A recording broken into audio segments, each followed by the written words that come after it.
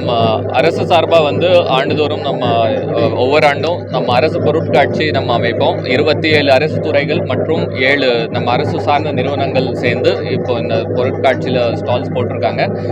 இதுக்கான மெயின் நோக்கம் வந்து அரசு திட்டங்கள் பற்றி பொதுமக்களில் விழிப்புணர்வு ஏற்படுத்த வகையில் இந்த பொருட்காட்சி வந்து ஏற்படுத்துள்ளது. 45 நாட்கள் வந்து இந்த பொருட்காட்சி நடக்கும். பொதுமக்கள் அனைவருமே இங்கே வந்து அரசு திட்டங்கள் பற்றி வந்து ஒரு விழிப்புணர்வு கொண்டு இது முழுமையாக பயன்படுத்துமாறு கேட்டுக்கொள்கிறோம். போன ஆண்டு வந்து ஒரு 2,18,000 பேர் இங்கே வந்து இது பயனடைந்துள்ளார்கள். இந்த ஆண்டுமே அதோட அதிகமாக வருவாங்கன்னு நாங்கள் எதிர்பார்க்கிறோம். நம்ம 27 government departments plus 7 other PSO சேர்த்து 34 அரசு சார்பாக ஸ்டால்ஸ் இருக்குது. அது இல்லாமல் வந்து ஒரு சில ஃபுட் ஐட்டம்ஸ் மட்டும் அதர் ஸ்டால்ஸ் வந்து போட்டிருக்காங்க. ஸோ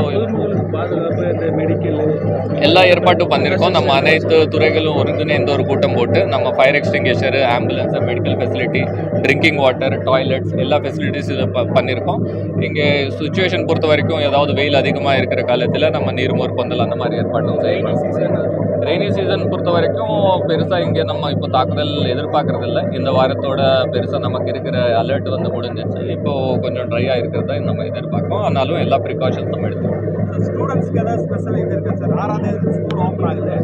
அவங்களால வர முடியாது. அதனால் அவங்களுக்கு தனியாக ஏதாவது ஒரு ஸ்கூல்லேருந்தே அரேஞ்ச் பண்ணுற மாதிரி இருக்குது. கண்டிப்பாக பண்ணலாம். நம்ம கவர்மெண்ட் ஸ்கீம்ஸ் பற்றி தெரிஞ்சுக்கிறதுக்கு இது பயன்படுத்த இருக்கும். நம்ம டிஸ்கஸ் பண்ணிவிட்டு அந்த மாதிரி ஸ்கூல்ஸ் மூலமாகவும் நம்ம ட்ரிப் அரேஞ்ச் பண்ணுறதுக்கு ஏற்பாடு பண்ணுறோம். தேங்க்யூ.